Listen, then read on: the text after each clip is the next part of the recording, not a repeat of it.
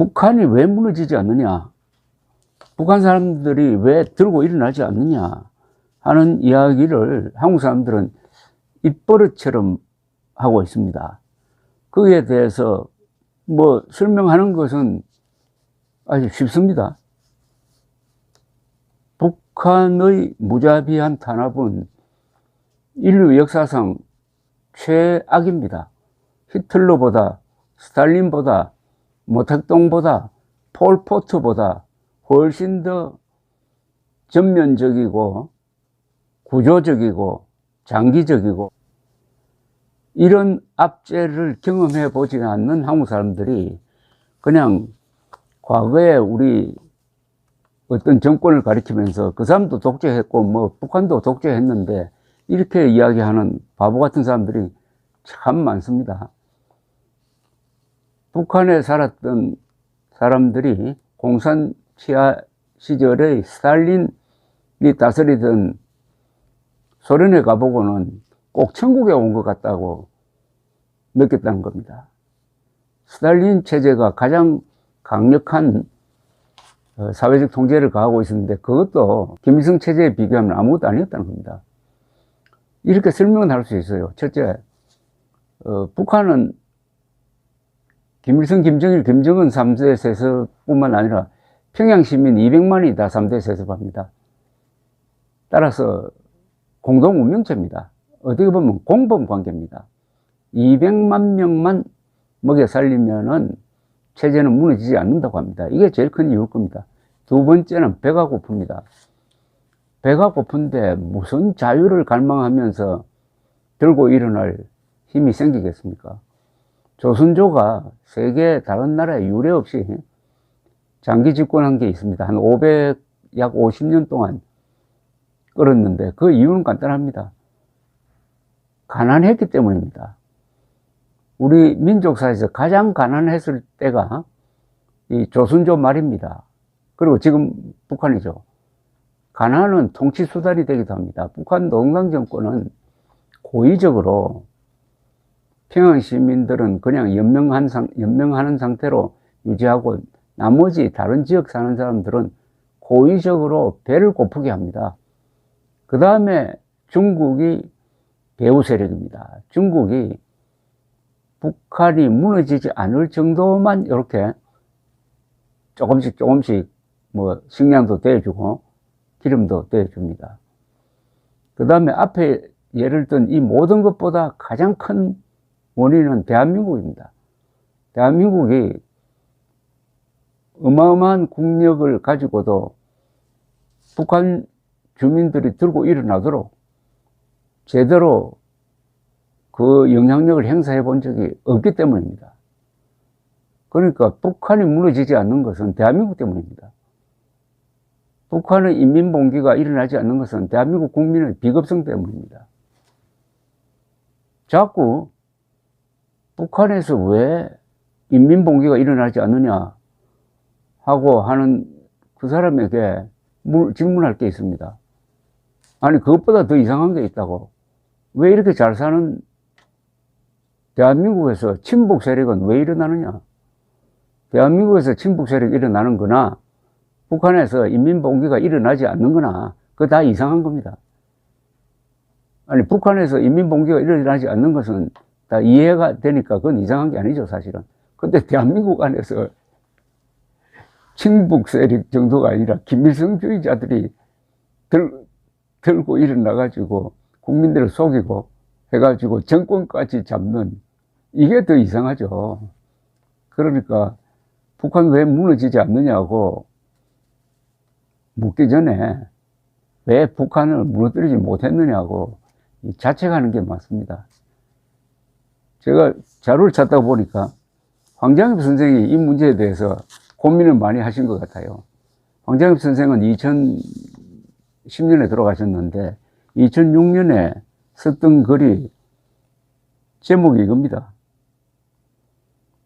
북한에서 인민봉기가 일어나지 않는 것보다 남한에서 친북 세력이 일어나는 게 더 이상하다는 겁니다. 황장엽 선생이 썼던 글을 제가 소개를 해드리겠습니다. 며칠 전에 한국의 어떤 청년한테서 편지를 받았습니다. 편지의 내용은 김정일 독재 정권의 극악한 현상을 쭉 이야기한 후 이런 상태에서 북한 동포들이 왜 일어나지 못하는지 도저히 이해할 수 없다는 내용이었습니다. 나는 차우세스쿠가 망하기 전인 1987년에 루마니아에 가본 적이 있습니다. 루마니아의 독재는 동구라파 사회주의 나라들 가운데서는 제일 심한 독재였지만 북한의 김정일 독재에는 대비도 안 됩니다. 우선 차우세스쿠는 국민들에게 텔레비전으로 주변 국가들의 방송을 다 볼 수 있게 해주었습니다. 그리고 차우세스쿠가 독재를 한다고 했지만 그의 부인 엘레나가 과학 분야 등 역시 큰 영향력을 가지고 있었습니다. 말하자면 권력이 좀 분권화되어 있었습니다. 또한 차우세스쿠는 자기 아들에게도 큰 권력을 이양하지 않았습니다. 나는 차우세스쿠를 여러 차례 만나보았는데 이 사람이 독하긴 독한 사람이지만 독재를 북한에서처럼 못했습니다. 북한에서처럼 주민들을 마음대로 다니지 못하게 통제하거나 밤에 집집마다 숙박 금지를 하는 등 철저한 단속이 없었습니다. 북한에서처럼 주민들에 대한 전면적인 통제를 못한 거죠. 그런 상태에서 군대를 장악하지 못한 차우세스쿠는 소련이 붕괴되면서 군부가 반기를 들고 나서다 보니 결국은 비참한 말로를 당하게 되었던 것입니다. 그러나 북한은 김정일 정권부터 김일성 정권부터 김정일 정권까지 계속해서 유례없는 독재를 실시해오고 있습니다. 김정일은 북한 주민들 속에서 권위가 있었던 김일성을 우상으로 내세워 계속 봉건적인 지배사상으로서 북한 주민들을 노예화하는 충실성 교양을 진행했습니다.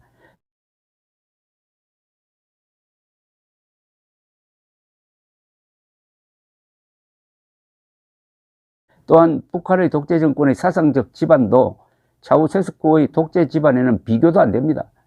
거기다가 중국이 김정일 정권을 지지합니다. 경일국 국내적으로 볼 때 독재 세력이 반독재 민주주의 역량에 비해서 압도적으로 우세하고 있다는 사실입니다. 내가 북한에 있을 때 대학생들이 일어나겠다는 보고를 받고서 그랬습니다. 그러지 말라. 지금 해서는 안 된다. 앞으로 군인들과 제대군인이 일어났을 때 같이 일어나고 해라. 그러나 남쪽에서는 북한의 이런 실정을 모르고서 봉기 이야기를 하고 있습니다. 오늘 우리 탈북자들이 얼마나 어려운 조건에서 탈북했는지도 모르고 허황된 이야기만 하고 있는 것입니다.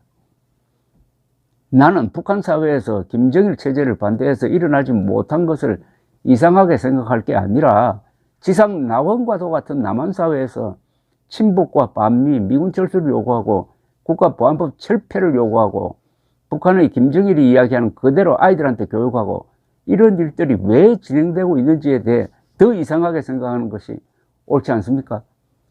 북한에서는 50여 년간 계속 독재를 한 결과 저렇게 사상교육이 되어버렸지만은 세계적으로 경제대국이 된 남한, 이렇게 자유로운 조건에서 왜 이런 짓들을 그냥 허용하는 겁니까?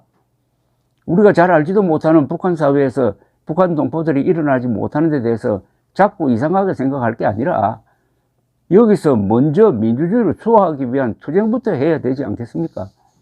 정말 남한의 사상 수준을 높여야 되겠다고 생각합니다. 상대적으로 놓고 볼 때 경제력에 비해 사상 수준은 아주 뒤떨어졌다고 봅니다.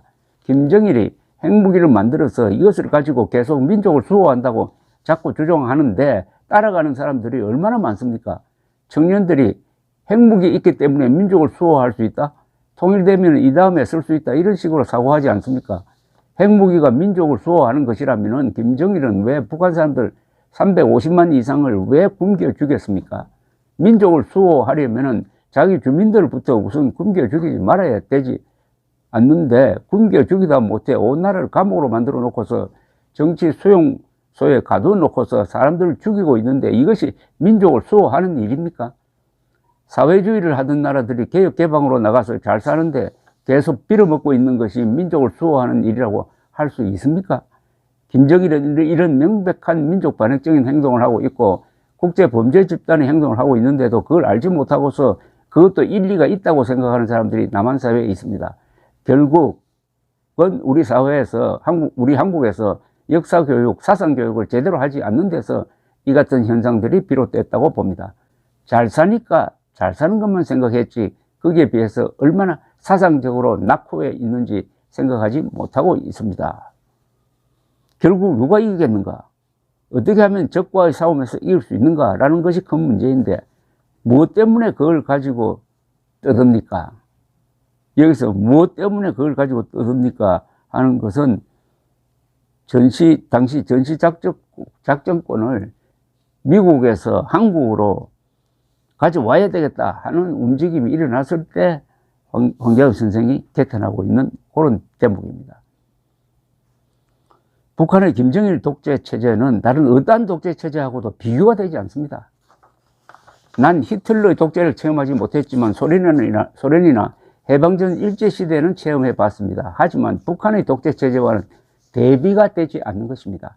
그런 점에서는 김정일은 독재 그 단어만은 진짜 발전시킨 사람입니다. 그는 무자비하고 파렴치한 인간입니다.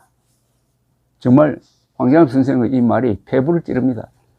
북한에서 인민봉기 일어나지 않는다고 이상하게 생각하는 남한 사람들은 남한에서 친북 세력이 왜 일어났는지를 이상하게 생각하지 않느냐?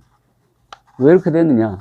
결국 역사교육과 사상교육에서 실패했다 하는 이야기입니다. 감사합니다.